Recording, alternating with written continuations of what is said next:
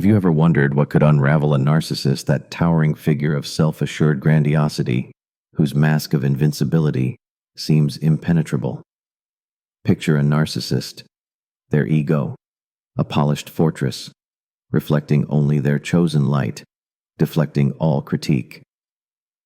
Now imagine an empath, not the soft-hearted caricature often painted, but one who has dared to peer into the abyss of their own shadow, a figure who carries the weight of their own darkness with unflinching clarity. This empath, awake to their own hidden wounds, becomes a mirror the narcissist cannot escape, a force that threatens to shatter their carefully curated illusion. In the interplay of these two archetypes, a profound psychological drama unfolds, one that Carl Jung would have recognized as a clash between the ego's projection and the soul's relentless call toward wholeness. The narcissist, in Jungian terms, is a prisoner of their persona, that outward mask crafted to seduce the world into adoration.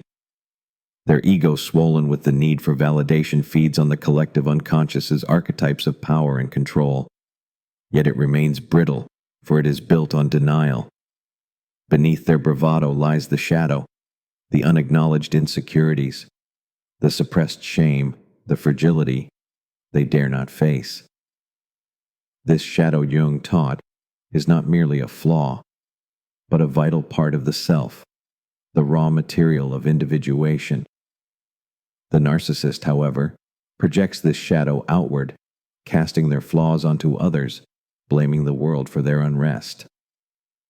To them, vulnerability is a specter to be banished, a threat to the godlike image they worship within themselves.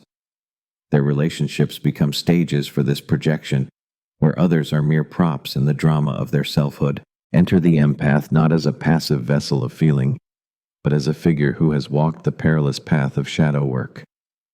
This empath has confronted their own darkness, their tendencies toward self-sacrifice, their hunger for approval, their quiet resentments. Through this descent, they have begun to integrate what Jung called the shadow, that repository of all the self rejects. This integration does not make them perfect, but awake, capable of seeing not only their own depths, but the hidden truths in others. When this empath stands before a narcissist, their gaze pierces the persona's sheen. They see the narcissist's shadow, not with judgment, but with a quiet, unnerving recognition. This is the terror an empath who sees their own shadow cannot be manipulated by the narcissist's projections. They cannot be gaslit into doubting their reality, for they have already wrestled with their own. Consider the dynamic. The narcissist thrives on control-weaving narratives that bend others to their will. They project their insecurities, accusing others of the very flaws they refuse to see in themselves. The empath, however, having faced their own shadow, refuses to absorb these projections. They stand firm, a mirror reflecting the narcissist's disowned truths back at them. This is not a battle of words, but a silent psychological reckoning. The narcissist's charm, their rage, their victimhood, all their tools of manipulation lose their potency. The empath's self-awareness becomes a kind of alchemy, transmuting the narcissist's illusions into a confrontation with reality. And what is that reality? That the narcissist's grandiosity is a fragile defense against a deeper wound, a wound they have spent a lifetime fleeing. You watching this might feel a stirring within. Have you ever encountered someone whose need for control left you doubting your own truth? Or perhaps you've sensed your own shadow lurking in moments of resentment or self-doubt, whispering truths you'd rather ignore. This is the Jungian path to face what lies beneath, to embrace the discomfort of self-knowing. The empath who has done this work does not merely resist the narcissist, they unsettle them. Their very presence, grounded in authenticity, exposes the narcissist's illusion of superiority. It is not cruelty, but clarity that terrifies, a clarity born of the empath's willingness to see themselves, whole, shadow and all. In the collective unconscious, where archetypes dance, the narcissist and the empath are not mere individuals, but forces, reflections of humanity's eternal struggle between ego and soul. The narcissist clings to the ego's illusion, while the empath, through shadow work, begins to touch the soul's truth. Yet this is not a simple tale of good versus evil. Both carry wounds. Both are human. The narcissist's terror arises not from the empath's strength, but from the mirror they hold, a mirror that invites, however painfully, the possibility of transformation. For in Jung's vision, the shadow is not an enemy, but a guide beckoning toward individuation, toward the self that is whole.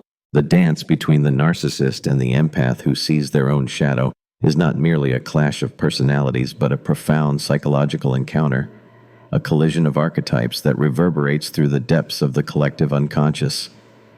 The narcissist, enthroned in their persona, wields their grandiosity like a shield, deflecting any hint of vulnerability that might expose the fragility beneath. Their world is a stage where every interaction serves to affirm their constructed self, a self that demands constant adoration to drown out the whispers of their unacknowledged shadow. Yet in the presence of an empath who has ventured into their own darkness, this carefully orchestrated performance begins to falter. The empath's clarity, forged in the crucible of self-awareness, becomes a silent force that disrupts the narcissist's control, not through confrontation, but through the simple act of seeing. This seeing is the heart of the empath's power. Having faced their own shadow, their fears of inadequacy, their unspoken anger, their moments of self-betrayal, they have begun to integrate the fragmented pieces of their psyche. Jung taught that this integration is the path to individuation, the lifelong journey toward wholeness. The empath, through this work, has learned to hold their contradictions without shame, to embrace the messy humanity of their soul. This acceptance grants them a kind of psychological immunity to the narcissist's tactics. Where the narcissist seeks to project their insecurities, accusing others of selfishness or weakness, the empath does not flinch. They recognize these projections not as truths, but as echoes of the narcissist's disowned pain, a pain they themselves have learned to cradle rather than cast away. Imagine yourself in such a moment, standing before someone whose words twist reality, whose charm or rage seeks to pull you into their narrative. Have you felt the tug to doubt yourself, to shrink under their gaze? Yet what if you like? The empath could stand rooted in your own truth, seeing not only their mask, but the wounded self beneath it. This is the terror the narcissist feels, not of judgment, but of being truly seen. The empath's gaze, softened by their own shadow work, does not condemn but reveals. It holds up a mirror to the narcissist's hidden shame, their fear of insignificance, their desperate need for control. In that reflection, the narcissist glimpses the possibility of their own vulnerability, a possibility they have spent a lifetime denying. This dynamic is not without its pain. The empath, though grounded, is not immune to the narcissist's pull. Their sensitivity, their attunement to others' emotions, can make the narcissist's projections feel like daggers. Yet their shadow work gives them a shield, not of cold detachment, but of compassionate clarity. They see the narcissist's behavior as a defense, a frantic attempt to protect a fragile ego from collapse. Attachment theory illuminates this further. The narcissist's grandiosity often masks an insecure attachment, a childhood wound where love was conditional, forcing them to build a self that demands constant validation. The empath, aware of their own attachment wounds, perhaps a tendency to please or to lose themselves in others, can recognize this pattern without being consumed by it. In the Jungian framework, this encounter is a call to both parties, a moment where the collective unconscious stirs. The narcissist, though terrified, is offered a fleeting chance at transformation, an invitation to face their shadow. Few take it, for the ego's grip is fierce, and the path of individuation is arduous. But the empath, by their very existence, plants a seed, a possibility that the narcissist might one day turn inward. For the empath, the encounter is a test of their own growth, a chance to hold their boundaries without losing their compassion. It is a delicate balance, for to see the narcissist's shadow without being drawn into their drama requires a strength born of self-knowing. You might pause here, reflecting on your own encounters with those who seek to control or diminish. Do you see your own shadow in those moments? Your need to be liked, your fear of conflict? The empath's path is not one of perfection, but of courage, of choosing to face the discomfort of truth over the comfort of illusion. In this clash of archetypes, the narcissist's terror is not the empath's victory, but a shared human tragedy, a reminder that we all, in our own ways, flee from the shadows we must one day embrace. The empath, by seeing their own, becomes a beacon, not of superiority, but of what it means to be whole. The empath's gaze, honed by shadow work, pierces the narcissist's carefully constructed world, not with malice, but with an unrelenting clarity that stirs the depths of the psyche. This is no ordinary confrontation, but a meeting of archetypes in the theater of the soul, where the narcissist's persona, polished, commanding, untouchable, begins to crack under the weight of being truly seen. The empath, having wrestled with their own shadow, carries a presence that disrupts the narcissist's illusion, not through words, but through the quiet power of authenticity. This authenticity, born of the empath's journey toward individuation, becomes a mirror the narcissist cannot charm, manipulate, or evade. It reflects not just their grandiosity, but the hidden fragility they have buried beneath layers of denial, a fragility that Jung would recognize as the shadow's cry for acknowledgement. The narcissist's terror lies in this reflection. Their ego, so dependent on external validation, thrives on controlling the narrative, shaping how others perceive them. They project their insecurities outward, casting blame, crafting stories where they are always the hero or the victim. Yet the empath, grounded in their own self-awareness, refuses to play this role. They see the narcissist's projections for what they are: not truths, but defenses against a deeper wound. This wound, often rooted in early experiences of rejection or conditional love, has shaped the narcissist's need to dominate, to be seen as infallible. Attachment theory sheds light here. The narcissist's grandiosity is a shield against an insecure core, a self built to survive a world where love was scarce or unpredictable. The empath, having faced their own attachment wounds, perhaps a tendency to overgive or seek approval, recognizes this pattern without being ensnared by it. This recognition is not a weapon, but a quiet revolution. The empath's strength lies not in attacking the narcissist, but in refusing to collude with their illusion. They hold space for the truth, a truth that includes the narcissist's humanity, their pain, their fear, their unacknowledged longing for connection. This is what terrifies the narcissist most, not criticism, but compassion that sees through their mask. For in that compassion lies an invitation to face their shadow, to step off the pedestal of their ego, and into the messy, vulnerable work of becoming whole. Jung taught that the shadow is not merely a repository of flaws, but a gateway to the self, a guide toward individuation. Yet for the narcissist, this path feels like annihilation, for their identity is tethered to the illusion of perfection. You, standing in the echoes of this dynamic, might feel a resonance in your own heart. Have you ever faced someone whose need for control left you questioning your own reality? Or perhaps you've glimpsed your own shadow in moments of pride or avoidance, those fleeting truths you'd rather not name. The empath's path is not one of moral superiority, but of courage, of choosing to sit with discomfort rather than flee it. In the presence of the narcissist, the empath's self-awareness becomes a kind of alchemy, transforming the dynamic from one of power and control to one of possibility. They do not seek to destroy the narcissist, but to reflect back the potential for transformation, however unlikely it may be embraced. In the collective unconscious, this encounter is a mythic drama, a clash between the ego's fortress and the soul's quiet insistence on truth. The narcissist, trapped in their persona, represents the human temptation to cling to illusion, to prioritize image over essence. The empath, through their shadow work, embodies the harder path of integration, where light and dark are held together in a fragile human whole. Yet this is not a simple dichotomy of good and evil. Both are wounded. Both are human. The narcissist's terror is not just their own, but a universal one, a fear of facing what lies beneath the masks we all wear to survive. The empath's gift is not perfection, but presence, a willingness to stand in the truth of their own imperfection and extend that understanding to another. This dynamic ripples outward, touching not just the two but the world around them. The empath's clarity, their refusal to be drawn into the narcissist's drama, becomes a quiet rebellion against a culture that often rewards grandiosity over authenticity. It invites you, too, to consider what shadows do you avoid and what might happen if you turn toward them.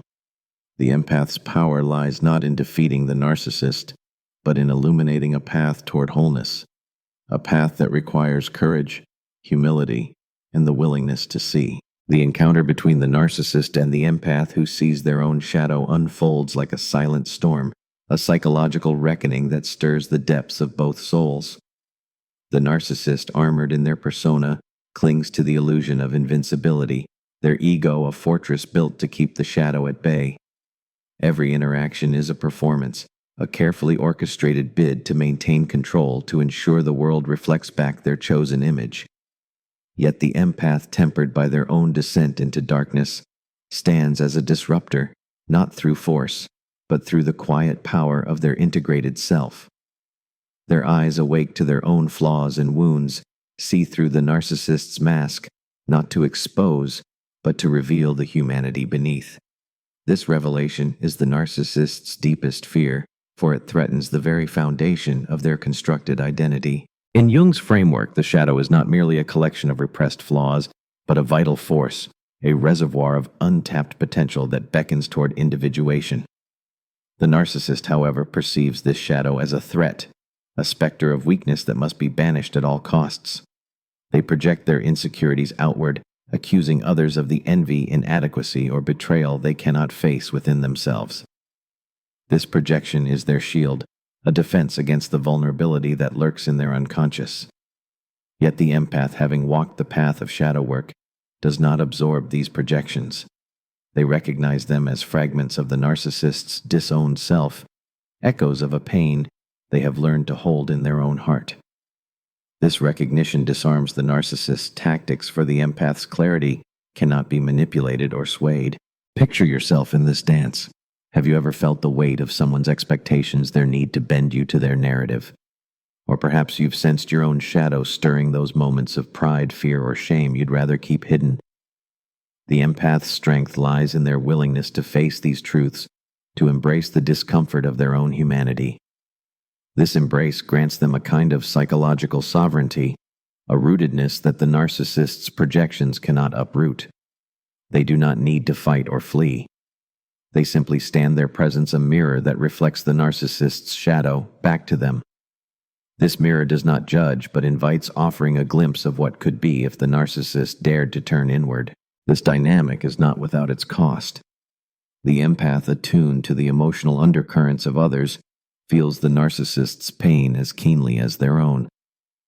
Their sensitivity, a gift and a burden, makes the narcissist's rage or manipulation a visceral experience. Yet their shadow work gives them a compass, a way to navigate this storm without losing themselves. They see the narcissist's behavior as a symptom of a deeper wound, often rooted in early experiences of abandonment or conditional love.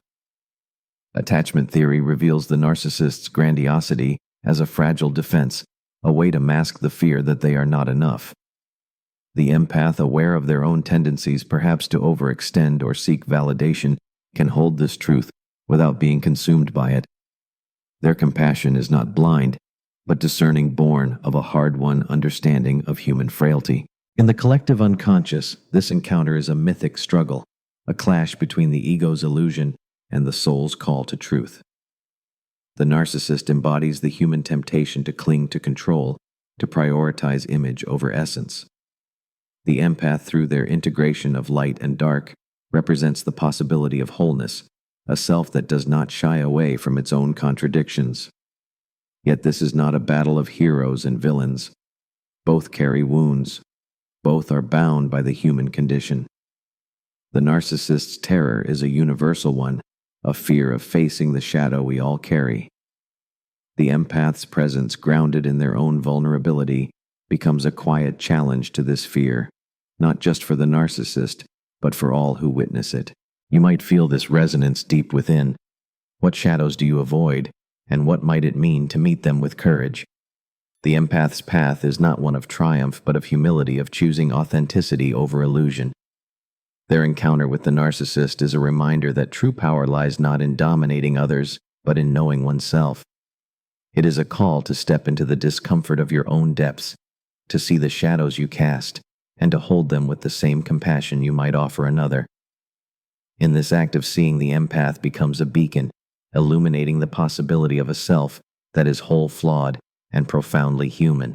The silent tension between the narcissist and the empath who sees their own shadow ripples through the psyche like a current stirring the archetypes that dwell in the collective unconscious. The narcissist, ensnared by their persona, clings to a self-image that must remain flawless, untouchable, a monument to their own perceived greatness. Their every word, every gesture, is a calculated act to maintain this illusion, to keep the shadow, their shame, their fear of insignificance at bay. Yet the empath, forged in the crucible of their own shadow work, stands as a quiet disruptor, their presence a mirror that reflects not just the narcissist's grandiosity, but the trembling vulnerability beneath. This reflection is not an attack, but a revelation, one that threatens to unravel the narcissist's carefully woven narrative. Jung taught that the shadow is not merely a flaw to be overcome, but a vital part of the self, a guide toward individuation, the journey to wholeness. The narcissist, however, perceives this shadow as an enemy, a threat to their constructed identity. They project their insecurities onto others, casting blame for the chaos they feel within. This projection is their armor, a defense against the truth they cannot face, that they too are human, fragile and in need of connection.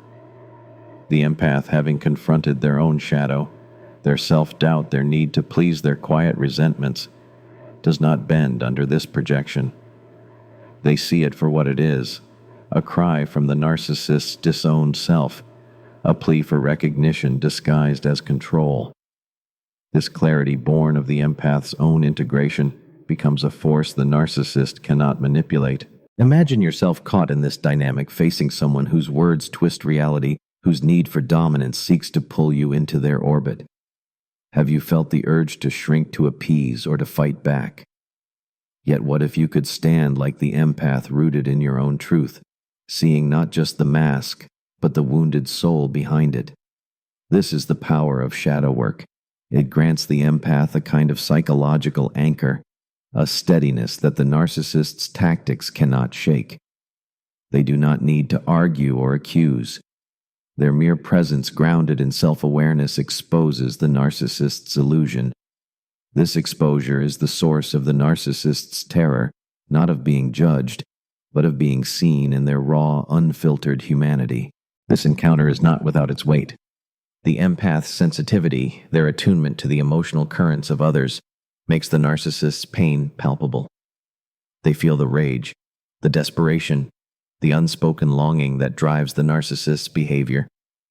Yet their shadow work gives them a boundary, a way to hold this awareness without losing themselves. Attachment theory offers insight here. The narcissist's grandiosity often stems from an insecure attachment, a wound from a time when love was uncertain or withheld. The empath, aware of their own attachment patterns, perhaps a tendency to overgive or seek validation, can recognize this wound without being drawn into its drama. Their compassion is not a surrender, but a strength, a refusal to collude with the narcissist's illusion while still honoring their humanity. In the Jungian lens, this dynamic is a mythic dance, a clash between the ego's fortress and the soul's quiet insistence on truth. The narcissist represents the human temptation to cling to illusion, to prioritize control over connection. The empath, through their integration of light and dark, embodies the harder path of authenticity, where the self is embraced in all its contradictions. Yet this is not a story of good versus evil. Both are bound by the human condition. Both carry wounds that shape their dance. The narcissist's terror is a universal fear, a dread of facing the shadow that dwells in us all. The empath's presence, rooted in their own vulnerability, becomes a quiet invitation not just to the narcissist, but to all who witness it, to turn toward that shadow with courage. You might feel this stirring within you. What illusions do you cling to, and what might it mean to let them go? The empath's path is not one of perfection, but of presence, of choosing to see oneself clearly and extending that clarity to others. Their encounter with the narcissist is a reminder that true strength lies not in dominating or escaping, but in embracing the full spectrum of the self. It is a call to step into your own depths, to face the shadows you cast, and to hold them with the same compassion you might offer another. In this act of seeing, the empath becomes a light, not of judgment, but of possibility, illuminating the path toward a self that is whole. The interplay between the narcissist and the empath who sees their own shadow reaches its crescendo in the silent, unseen spaces of the psyche, where archetypes clash and the soul's truth presses against the ego's defenses. The narcissist, enthroned in their persona, wields their grandiosity like a scepter, commanding the world to affirm their invincibility. Their every action is a ritual to banish the shadow, their shame, their fear of being ordinary, their unacknowledged need for love. Yet the empath, tempered by their own descent into darkness, stands as a quiet sentinel, their presence a mirror that reflects not just the narcissist's polished facade, but the raw, trembling humanity beneath. This reflection, born of the empath's integration, is not a weapon, but a revelation, one that threatens to dissolve the narcissist's illusion into the stark light of truth. In Jung's vision, the shadow is not a flaw to be eradicated, but a sacred guide, a repository of all that the ego rejects, yet the soul requires for wholeness. The narcissist, however, perceives this shadow as a mortal threat, a crack in the monument of their selfhood. They project their insecurities outward, weaving narratives that cast others as the source of their unrest. This projection is their fortress, a defense against the vulnerability they cannot bear to face. But the empath, having confronted their own shadow, their self-sacrifice, their hidden resentments, their moments of doubt, does not bend to this manipulation. They see the narcissist's projections as fragments of a disowned self, cries of a wounded psyche masquerading as control. This clarity, forged in the empath's own individuation, becomes a force the narcissist cannot sway. Picture yourself in this moment, standing before someone whose need for dominance seeks to reshape your reality.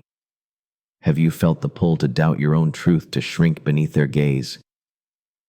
Yet what if you could stand like the empath, anchored in your own depths, seeing not just their mask, but the pain it conceals?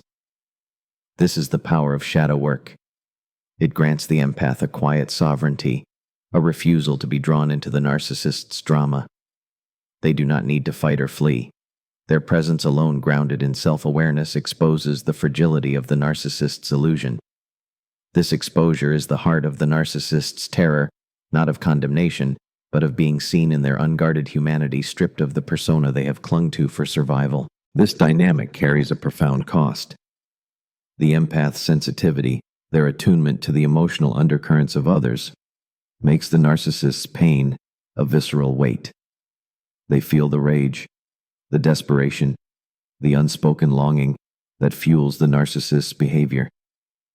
Yet their shadow work offers a shield, not of detachment, but of compassionate clarity.